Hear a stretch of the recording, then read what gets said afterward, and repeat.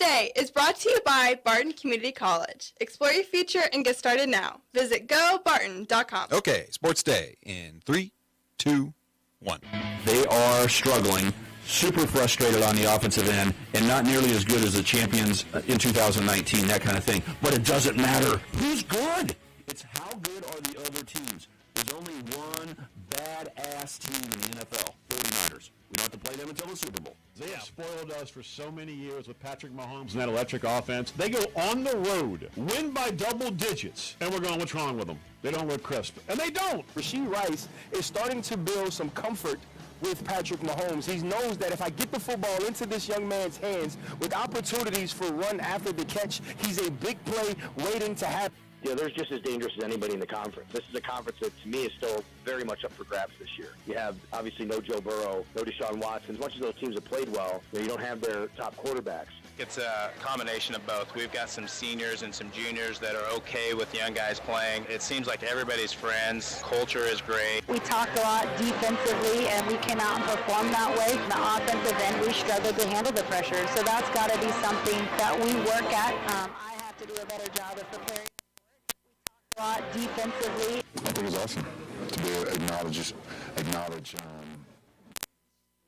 course of a marathon. I think it's pretty cool, and it's the first inauguration of it. We was able to win it, so. JSN is wide to the far side. Drew looks, throws that way, got JSN, he reaches up, makes the catch, touchdown, Seahawks, holy catfish. Wishing you a Merry Christmas, Steve Webster and Sports Day crew. And welcome to Sports Day on 1590 KVGB and 95.5 FM, the talk of the town. Welcome in. It's the Tuesday show here on the mighty 1590 and 95.5. Steve Webster with you. Aaron Clark in studio today. Mike Corson is here, and Mike Hesher is on board for the show today. He's alongside.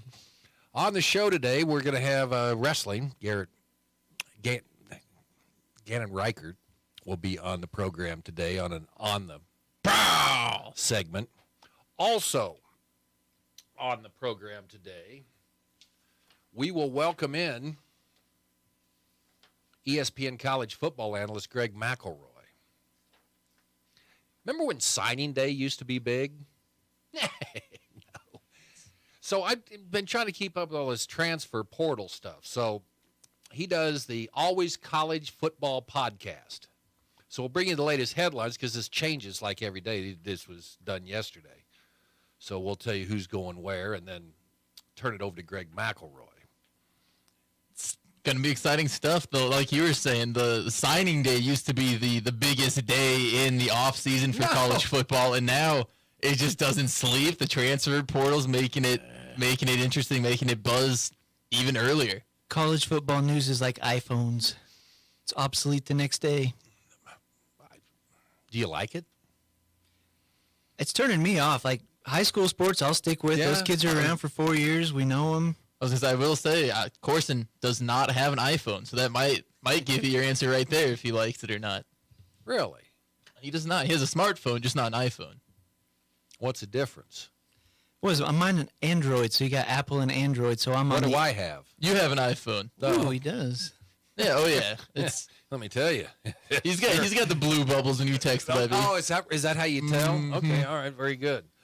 Okay, so that's what's going on. Let's get to our sounds the past 24 hours or so. Stan Weber. And I know that you know a lot of football. You have a ways to go, young Padawan. Says the Chiefs aren't great, but no one else is either. I concur, except for maybe one team. The Seahawks. The true powers of the NFC West. Corson's Northwest passion that he's developed here. Oh, yeah, I actually went for the Seahawks. Can't do that, Pete Carroll. No, but he's no good teams. I'd say Buffalo is not a team anybody wants to see. Dallas can't stop the run. I don't know are they going to be able to beat anyone now. Buffalo unlocked the key. Dallas doesn't have any linebackers left, do they? They're all hurt. They're using safeties up there in the linebacker position. Buffalo said, oh, you want to do that? Here, see if you can handle this. And especially nice for Buffalo because with as much as scrutiny as their offense has been under this year, they fired offensive coordinator. It's been kind of all over the place. And what did they do? They just started running the football. Okay, Josh Allen's having turnover problems. Well, here's the deal. We're just going to run the football and let the Josh Allen, I love him as a quarterback.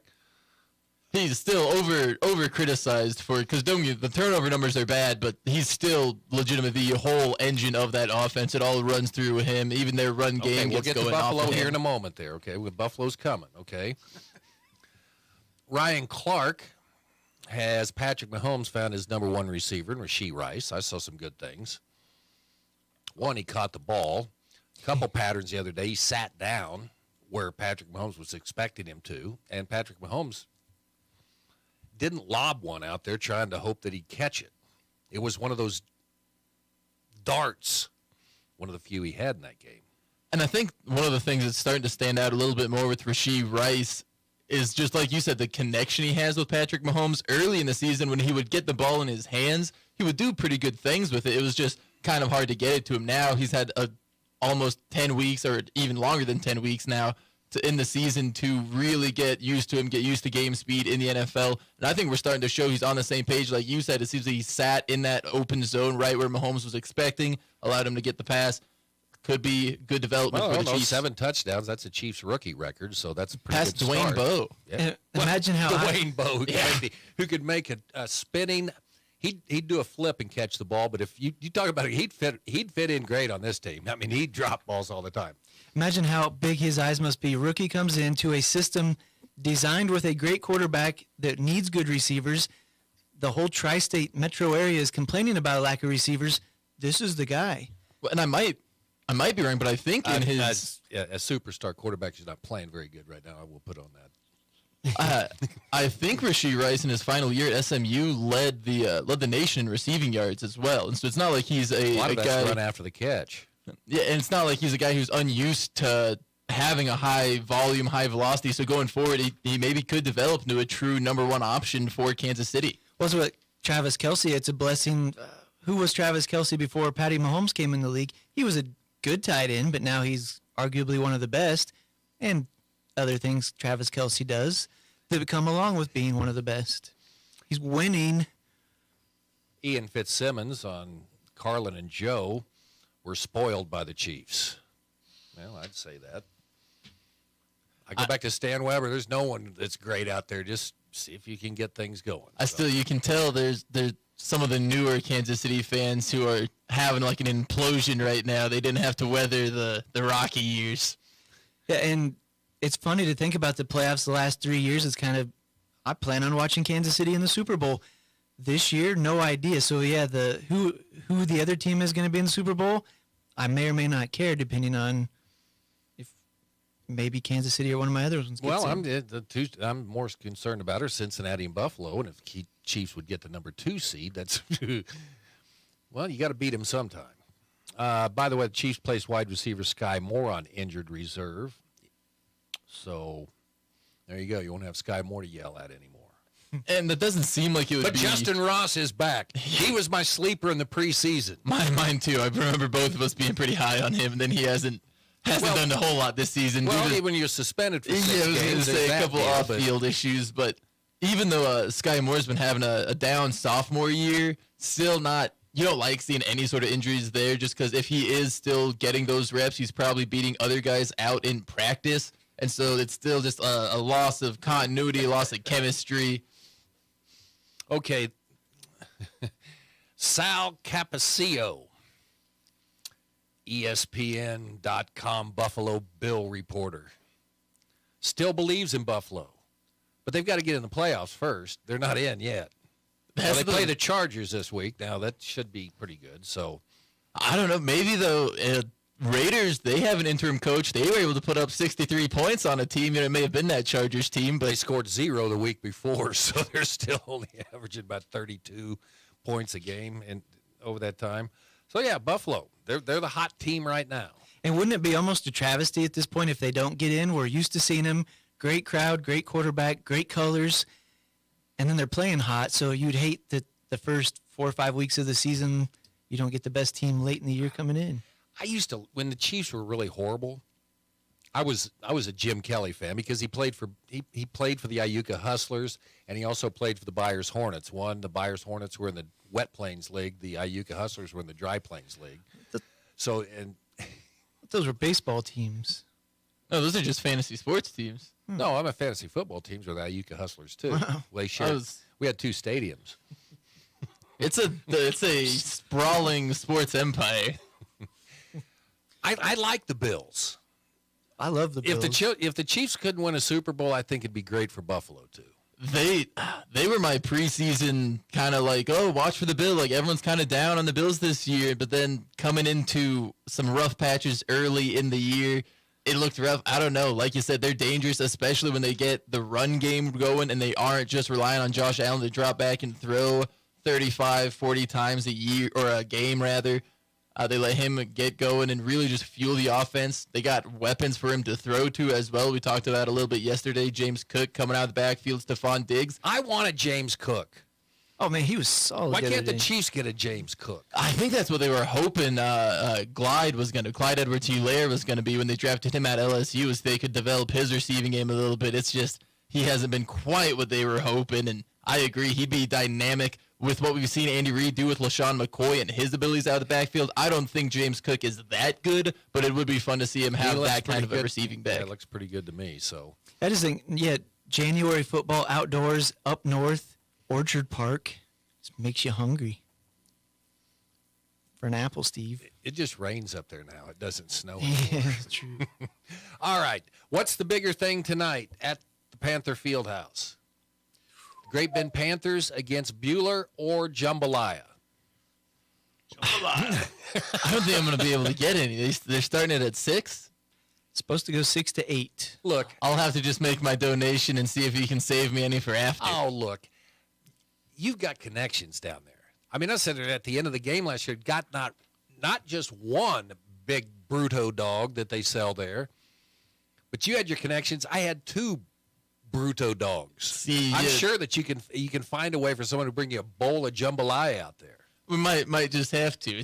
You got to be, and it's something that you even told me early on in the broadcast. You got to be nice to everyone you see at the schools because you never know when you're going to need let in. You end up, and also just the extension cord. And Mrs. Esfeld's just a lovely lady to help out in the concession stand anyway, so you help There he move some goes. pop in the fall. But Here's what I don't want. This stuff could be spicy. You got to talk a lot. I don't need that when I'm. Well, I mean, if you're sitting like 2 or 3 rows down, and you're getting, rice shrapnel on the back of your neck as he's trying to talk and eat at the same time. see, that's because last year when we had some Panther faithful bring, I think it was Chick-fil-A at, I think it was at the Buhler game.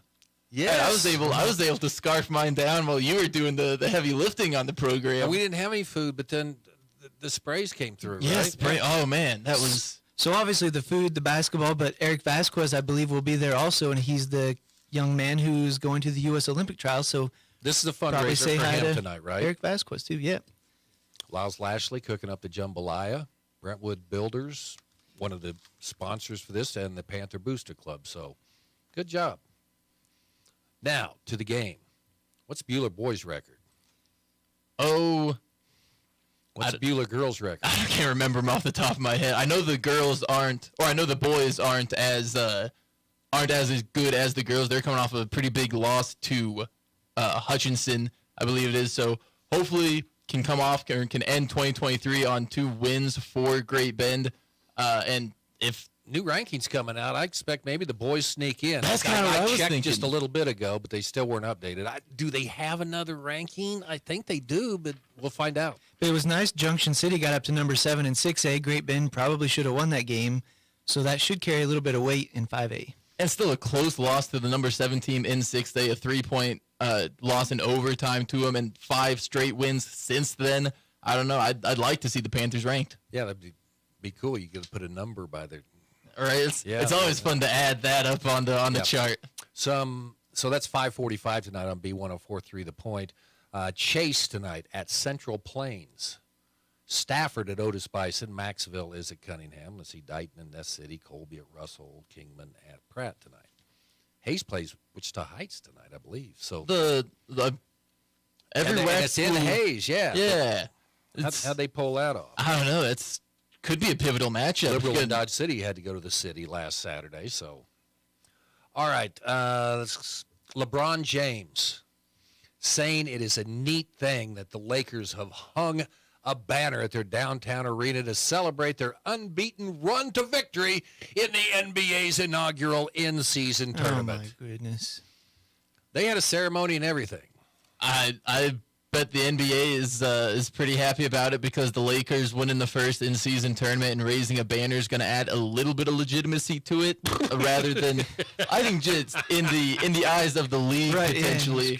Yeah, it's not nearly as extravagant as their championship banners. Like it is a little more of a subdued, just like in-season tournament. They're not hanging like a big championship banner. I heard it was just a roll of tissue with some numbers.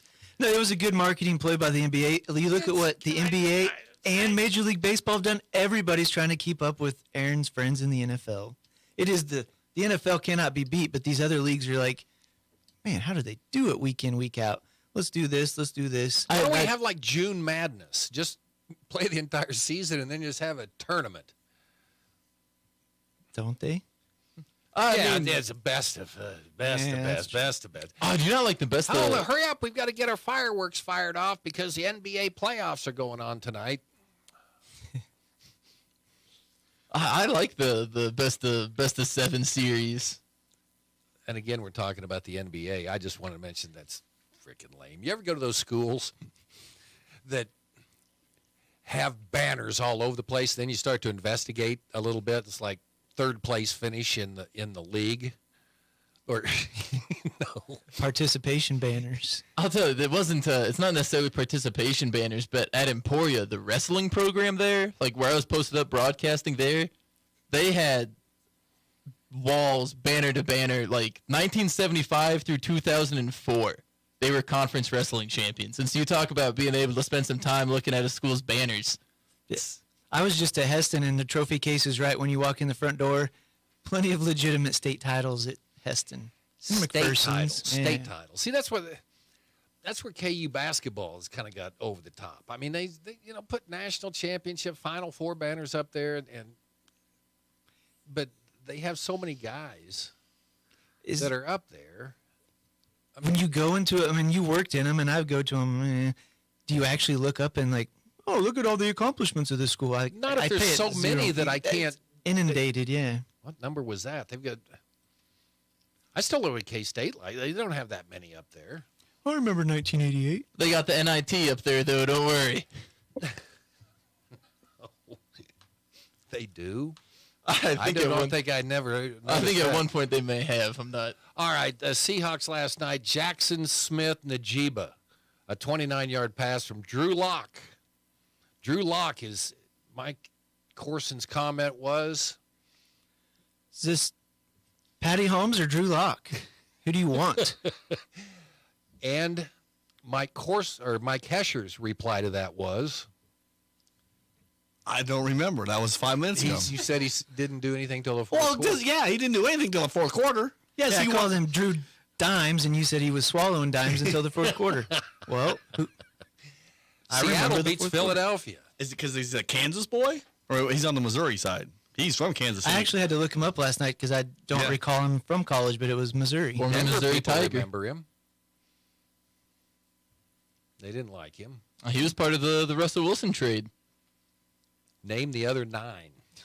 Oh, you want me to? Because there's Noah Fant involved in there. No. Oh, that's fine. I want to see. Okay, Noah Fant. That's Noah 2. Fant, Drew Lock. There was the defensive tackle. I think it was Shelby Harris. I'll count. Then you had Russell Wilson obviously going to. Well, wait. That's.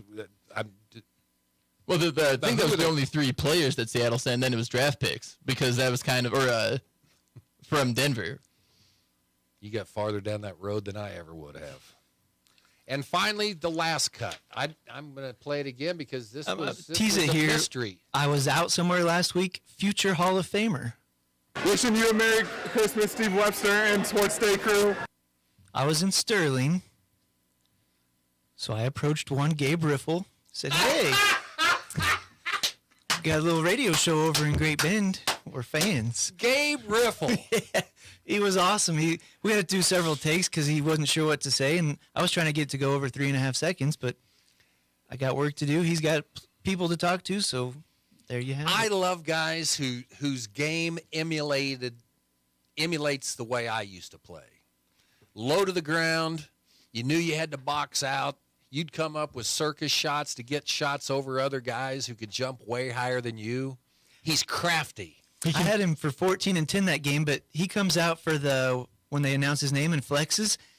I think he said he weighed 255 during football. He's down to about 225. He was 240 last basketball season.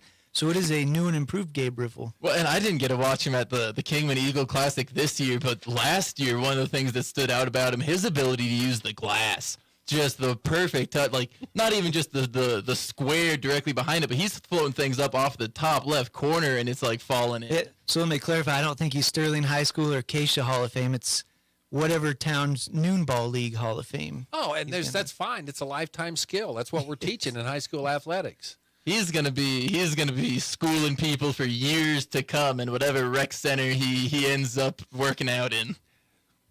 Gabe Riffle. That is so awesome. Wishing you a Merry Christmas, Steve Webster and Sports Day crew.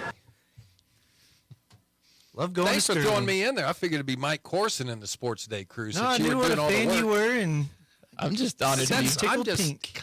I'm just honored to be included as like Sports Day crew. He threw all of us in there. Okay. There are your sounds the past 24 hours or so. We'll get some sports headlines. Hopefully we had a little bit of a chance here. No, we're rolling. Okay, update. Bowl Pick'em contest. So as much as it pains me to say Corson isn't first, he's got the lead 5 points, and then it's Jim Masunis, his Great Bend Tribune email account that is his official Bowl Pick'em for our contest. He's at 4, and then me, Webby, and Hesher, we're all tied with the 3. Didn't we get one last night? They have the not Bahamas Bowl have not been updated as of yet. So 6 games. Thank goodness I didn't take. Man, Old Dominion almost won, 38-35. Yeah. It was Western Kentucky. The it was like Hilltoppers a had 29. I didn't know Old Dominion even played football. Well, they were. I thought it was a country band. Their prayers came up just short. They didn't need a Hail Mary at the end. They didn't get a Hail Mary at the end, apparently. So 6 games, I got 5 right. Some of you guys have 4. Well, you're getting 2/3 of them. You know, I think it's sporting that you guys just let me play. What was the official? Because we heard that our initial reaction was that you said he could play, and then Hesher said that you said he couldn't. What was your official vote? Did we need to add Masunis? Well, I wanted you guys to fire him up, so I said, tell him no, but then you can change it. Did it work? I don't know. I forgot to ask. You weren't as fired up as I was expecting. I'm sorry I let you down. Well, every day.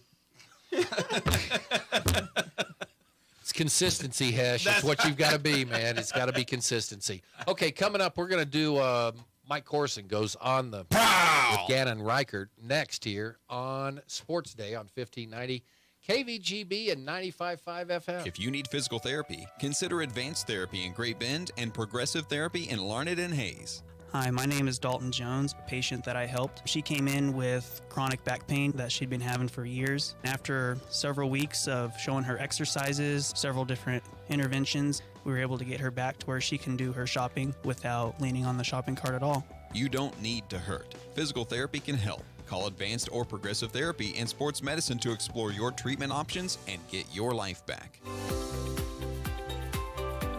Get started with a career in healthcare through Barton Community College's Pharmacy Technician program.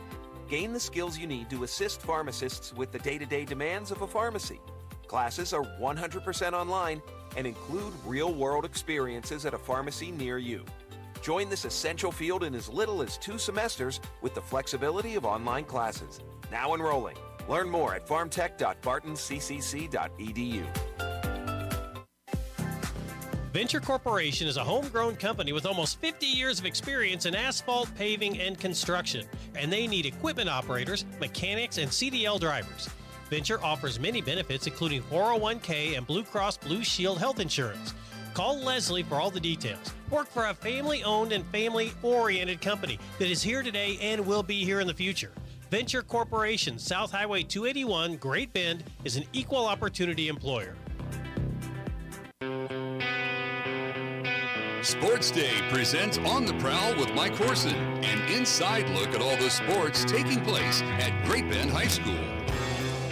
Welcome back to Sports Day, 1590 KVGB 95.5 FM. Mike Horson, joined today by Panther Wrestling coach Gannon Reichert. Coming off a couple big wins, Coach. Yeah, we took it down Dodge in a duel and went to Hoisington and got first there as well. Yeah, so we'll go back to last Thursday night. Dodge City comes to town. That's a 6A team that's ranked number 8. And you guys kind of handily beat them, especially there once you got into the upper weights. What was the expectation going into that one? Well, looking at that duel, a win's a win, but it wasn't quite the duel we wanted. Dodge had a lot of their starters out sick. So it's kind of, it's still a win, though. But not quite the win we wanted. But I was happy with how our kids wrestled and showed up, so there's that as well.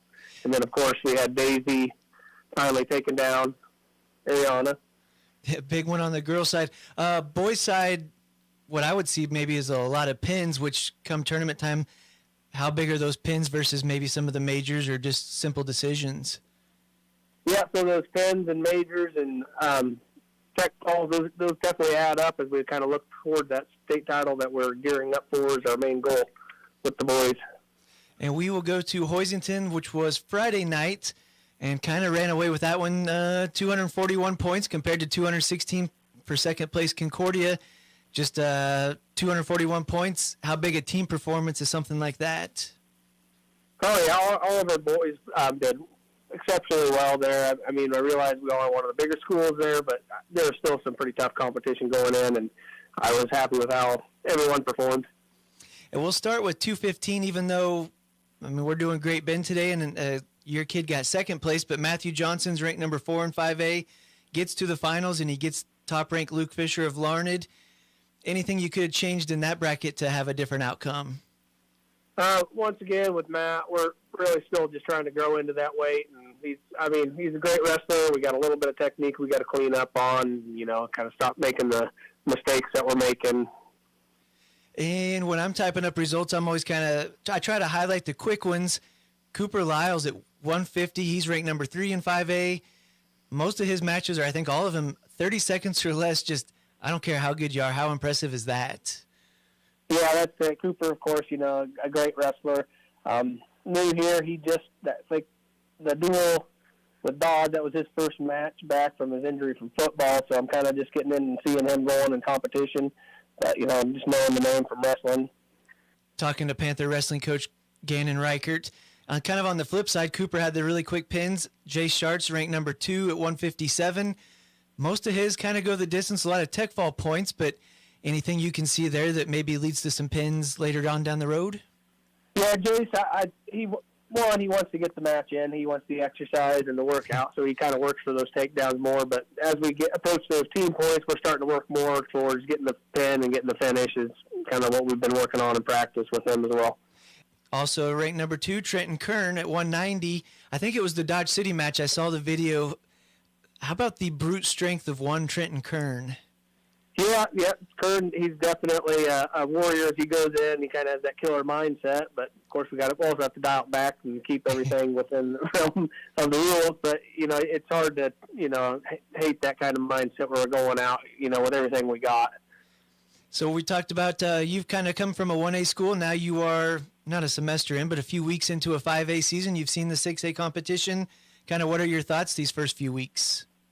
We just we got a lot of work on. I've never been, starting the season. I think we were ranked first. A lot of pressure there. We kind of dropped, but I think a lot of that was the injuries we're dealing with as we got our wrestlers coming back. Hayden Kelly finally was joining us this week.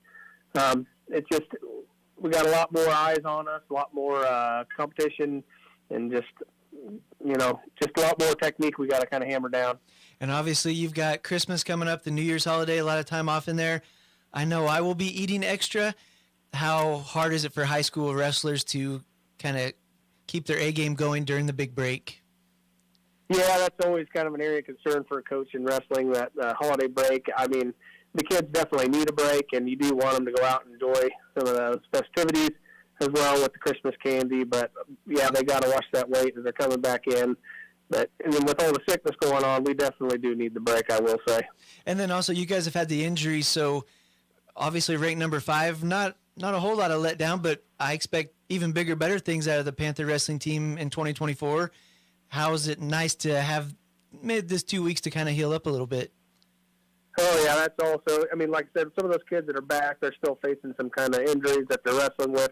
So along with the sickness, we definitely could use this time off, and I'm looking forward to them coming back refreshed and ready to start putting the hammer down. Panther wrestling coach Gannon Reichert, fun to see what you guys have been doing. Can't wait to see 2024. Me too. More Sports Day after this. Love your phone but tired of your current provider?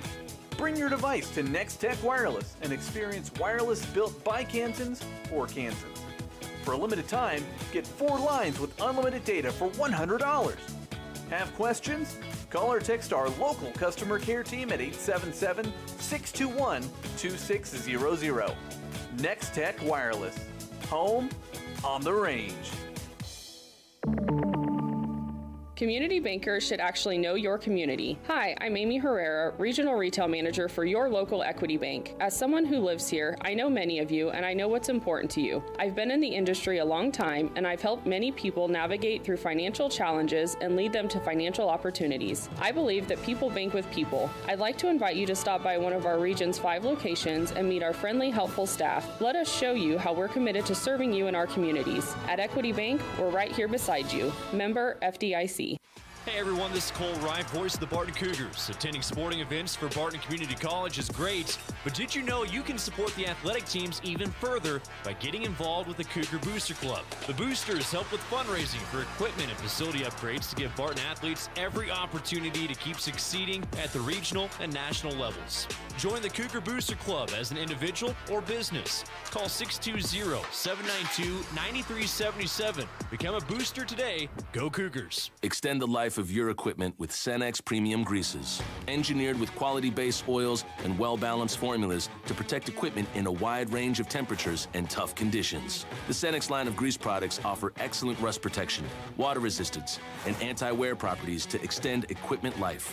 Cenex Grease delivers the dependability you need to keep your operation running like a well-oiled machine. Contact American Plains Co-op Fuel Department in Great Bend, your certified Cenex distributor today.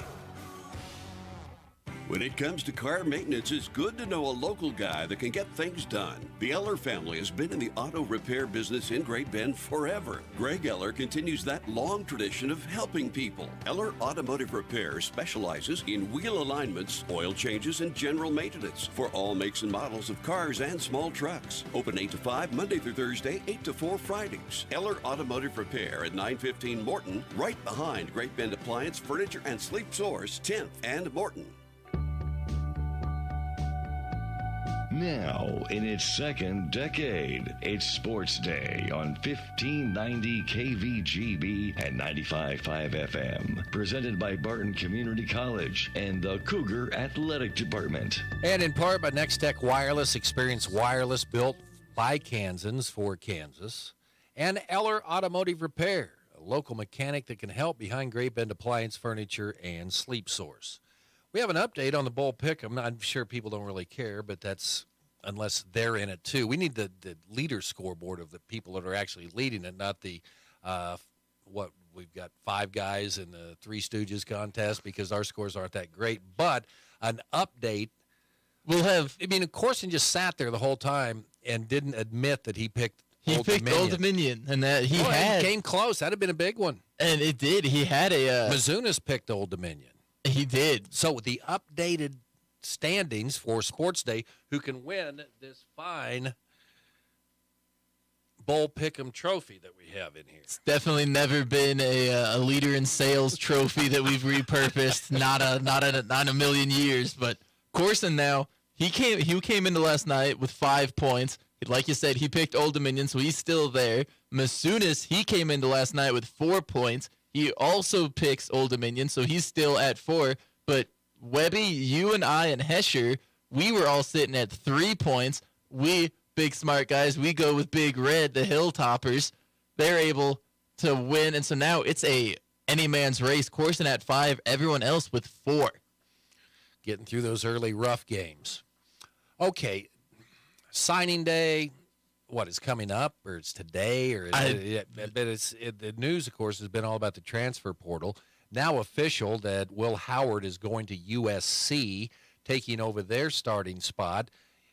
USC's number 1 recruit in the 23 class, Malachi Nelson, said he's entering the transfer portal, and he originally committed to Oklahoma out of high school before he left with Lincoln Riley, and Nebraska. The Husker fans are over the disappointment of the volleyball team's loss in the national championship match to Texas. Dylan Raiola, the top passing quarterback in the 24 recruiting class, announced that he's switching his college commitment to Nebraska from Georgia. He becomes the highest-ranked high school recruit to pick the Huskers since ESPN began tracking rankings in 2006. Now, I don't know if this had anything. Georgia quarterback Carson Beck, he's coming back for his senior season. So one of the most efficient passers in the FBS this year. So all of this is taking place. First one I want to get to is Will Howard going to USC. I think I mentioned it to you yesterday. I'd heard kind of some whispers about that, but nothing official. It did come out today. That's going to be an exciting project to see because a lot of concern around USC. They're losing Caleb Williams, and at times they weren't phenomenal with Williams this year, but they get a seasoned guy like Will Howard. I'm excited to see what he can do with Lincoln Riley. He's been terrific with a number of quarterbacks. He makes offenses. He's able to create schemes and make good set his quarterbacks up to make throws that are makeable, get in the hands of good receivers. Excited to see what he can do. And then Dylan Raiola. Didn't see that one coming from a mile away. I had heard he was visiting in Nebraska, but I kind of thought it was just he'd go and check it out. He had an uncle or his dad. Somebody had gone to There was school some connection there beforehand, and huge for the Huskers. Crazy to think that they haven't had anyone that highly recruited or highly go there, but it's a big get. Might be a turner. Maybe we see Nebraska moving back towards being a football school rather than a volleyball school. Who knows what could happen. Depends on where they're at on their salary cap right now, right? So, and head coach Matt Rule, he was saying to get a top quarterback, it costs $1.5 to $2 million in the portal. I don't know what it costs signing him away from Georgia when he's a college or a high school senior, but Rule might have his guy. He's got some NFL experience there. Excited to see what Rule can do with the good, high-class signal caller like Raiola. Okay, instead of us mumbling about it, ESPN college football analyst Greg McElroy has the Always College Football podcast, getting us up to date on the latest who's going where. Little portal update. Felt like it was appropriate now that guys are committing and we're starting to get a little more clarity of what the portal might look like this year. Some notable attractions. Up to this point, we've mostly done quarterbacks, but now we're going to take a little bit of a step forward towards more team-oriented assessments of how some teams have done. We're going to start with Syracuse because they have made maybe the biggest splash so far with their addition of Kyle McCord. They also have a new coach in the former defensive back coach from Georgia, Fran Brown's taken over at Syracuse, and he was brought in because he's a great recruiter. Well, starting to come to fruition for the Orange, at least at the moment. Kyle McCord has officially committed on Sunday, just a day or two ago. He just committed to Syracuse. You leave the starting job at Ohio State to go become the starting quarterback at Syracuse. I'm not sure what world we're living in, but it's an important move nonetheless, because I think that when Fran Brown was hired on November 28th, people felt like it might become more desirable for recruits. The staff, I think, is doing a pretty dang good job on the recruiting trail already. It's not really, at this point, not real clear exactly how many guys they're going to bring in the portal. Right now, they've had just 4 guys commit in the portal, but they're in the lead, according to a couple publications, for a few others. They do have to fill a couple of significant voids. They lost 14 to the portal when this coaching change went down to begin with. So it does feel like there's a few guys that are going to be making their move to Western New York there, Central New York, I know I always get that confused. Is it Central? Is it Western? I don't know. But Zeed Haynes is transferred from Georgia. Jackson Meeks is transferred from Georgia. And James Hurd was a linebacker. He's transferred from West Virginia. So you got a quarterback in McCord, 2 wide receivers from Georgia, and a linebacker from West Virginia, with a few others, including an edge defender from Texas A&M, that might be calling Syracuse home. So it's been a really good start for Fran Brown so far here the first couple weeks on the job. Another school that's doing a really good job in the portal at the moment, that would be Texas Tech.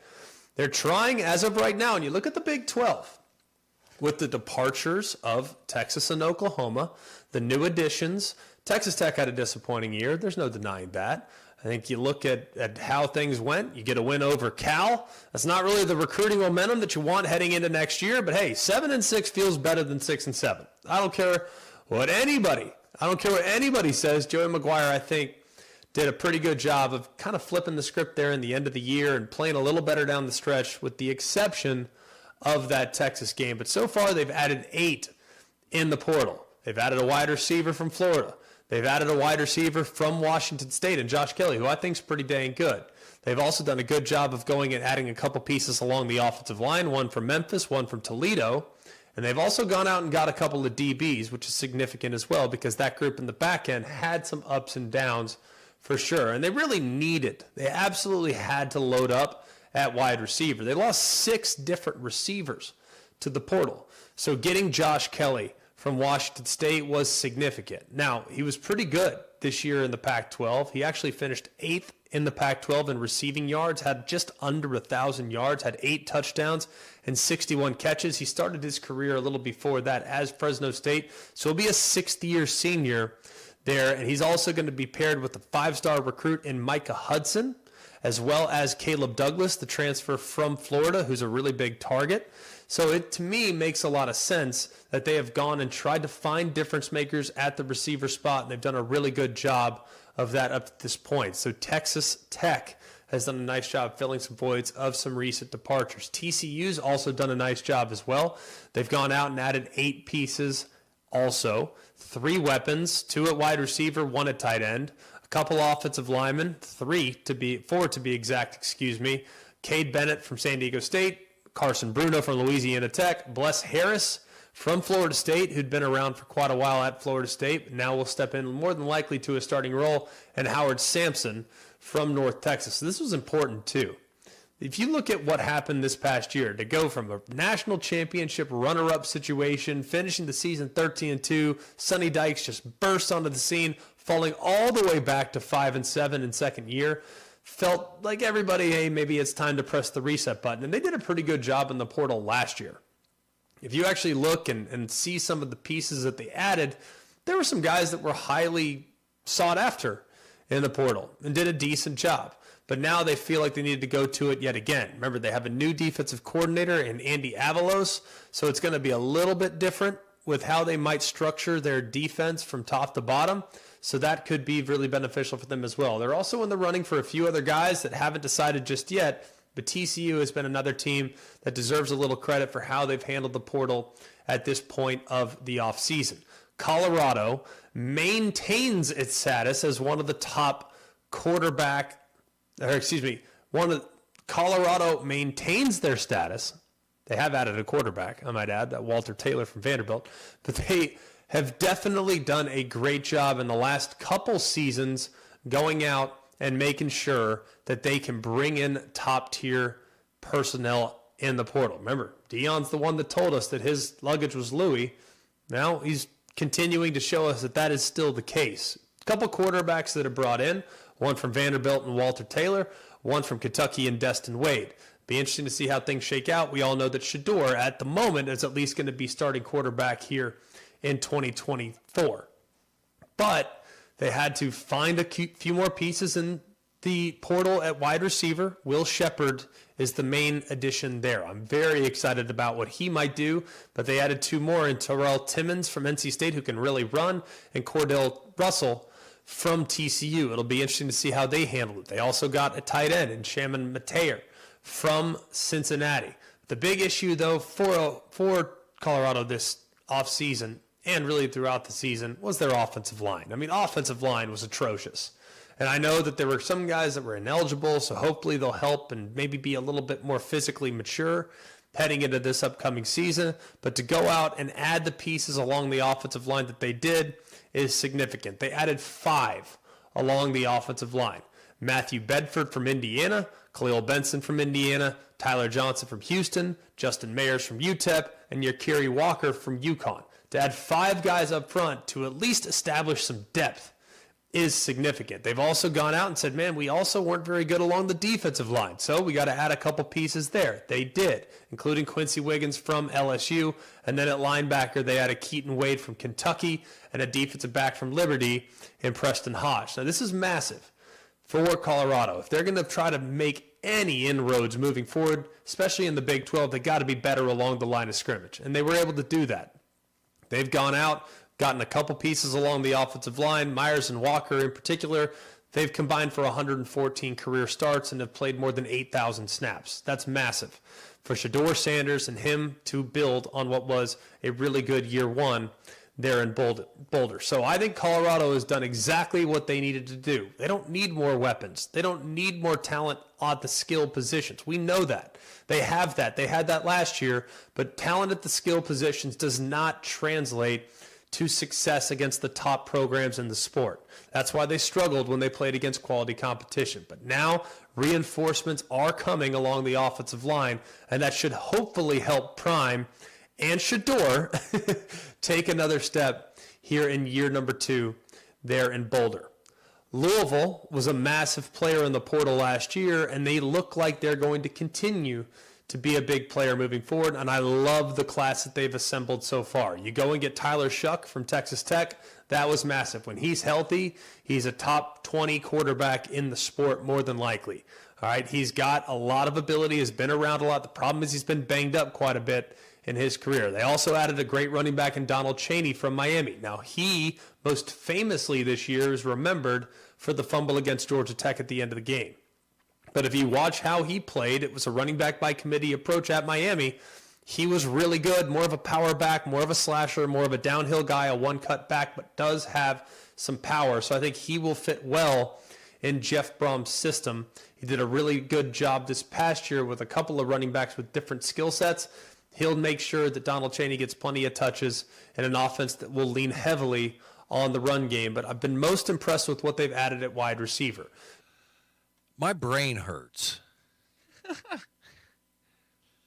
There's a lot. There's a lot going on in the college transfer portal. Were you one of you follow the signing day? This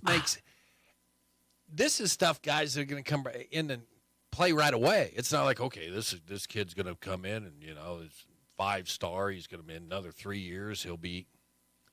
Noah's got any depth. One thing I like about all this, I mean, it's brought parity to college football like we have never seen before. But it's just so much different.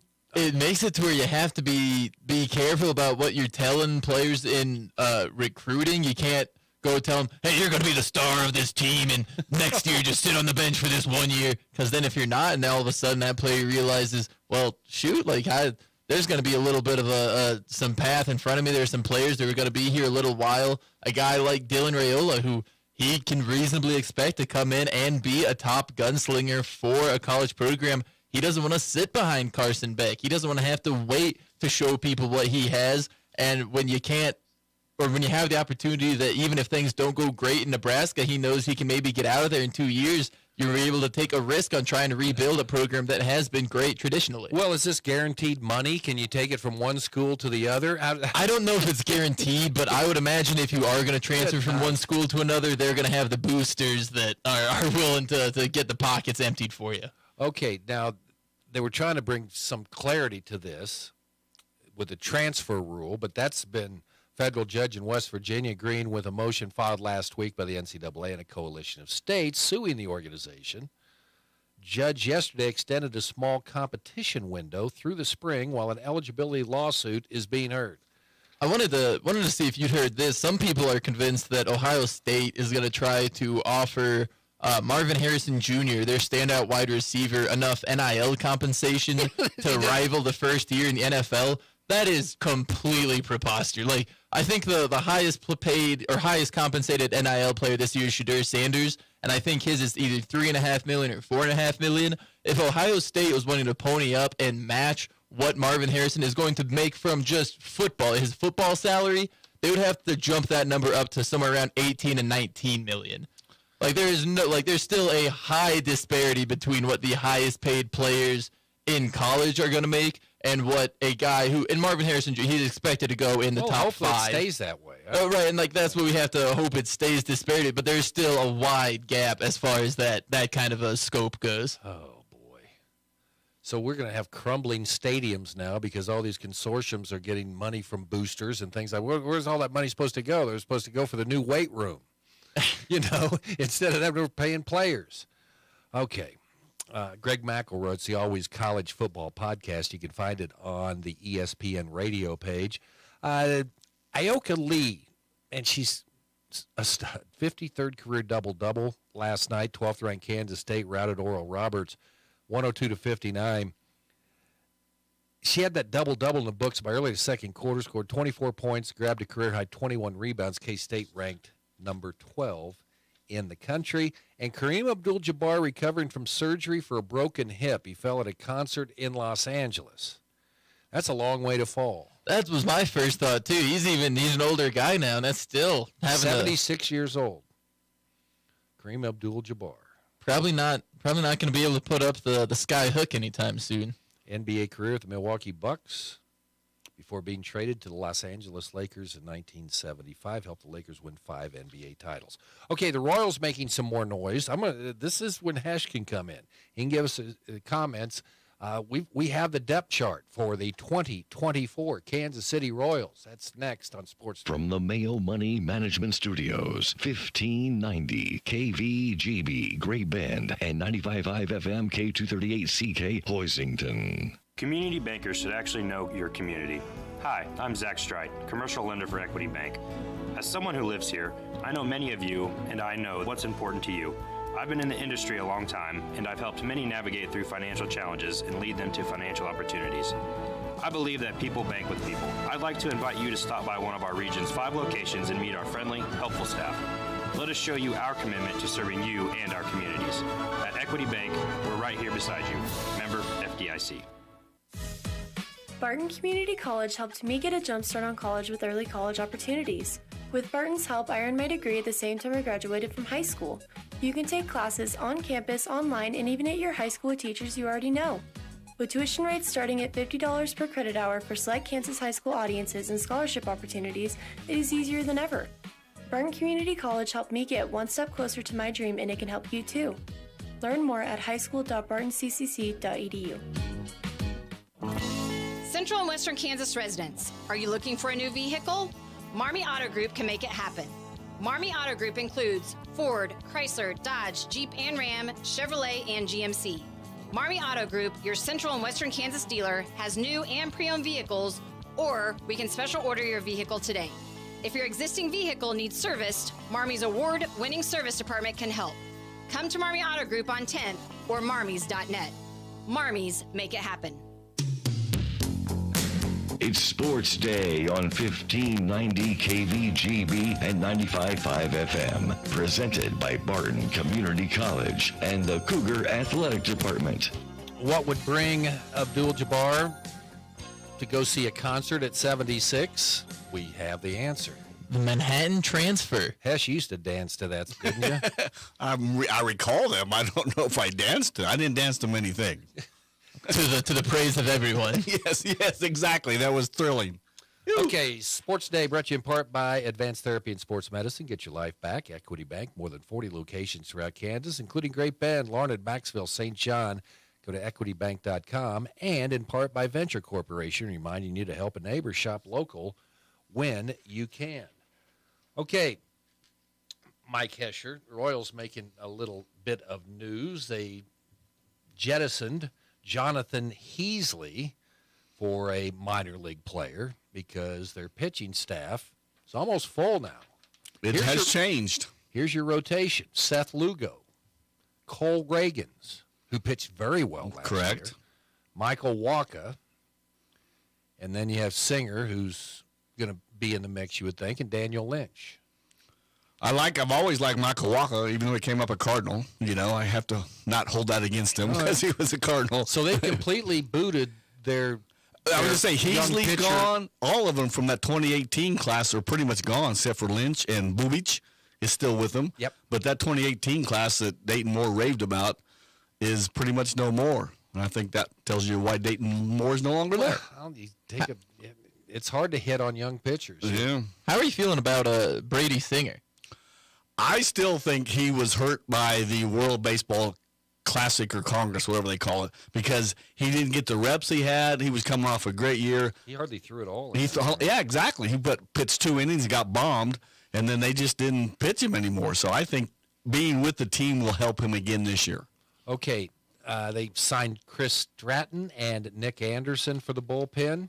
And then they have their closer, you would assume, would be Will Smith. And you would think also so. have James MacArthur also Correct. did some good things in August last year.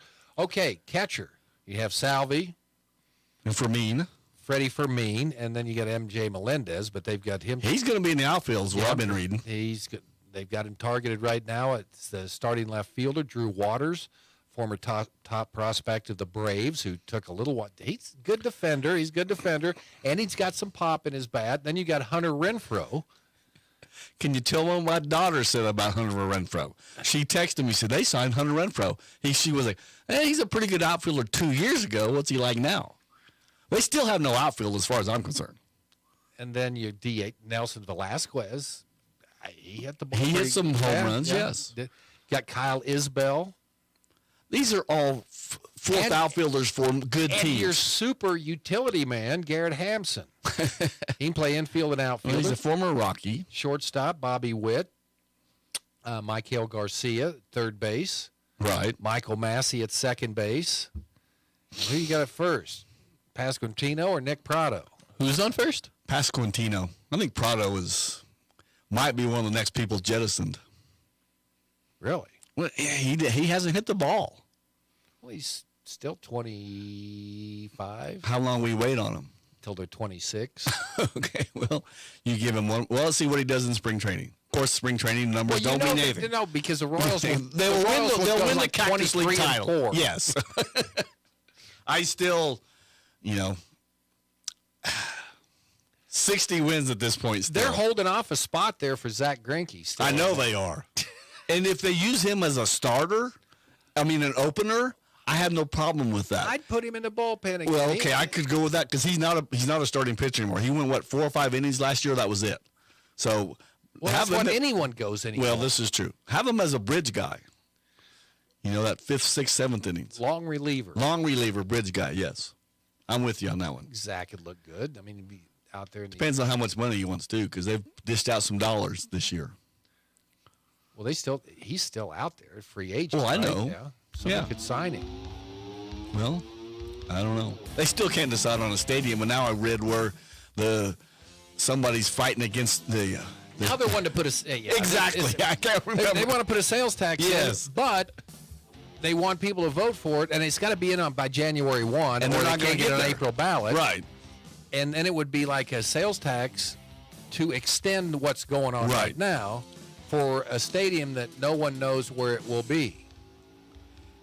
The Royals organization seems to be disorganized. No, it's a great franchise, and you can hear the Royals all season long right here on 1590 KVGB, 95.5 FM. You will be contacted very soon. You need to get in and get on the bandwagon before there's no room on the bandwagon. They're headed to the playoffs. Sometime. 62 and 100 at least.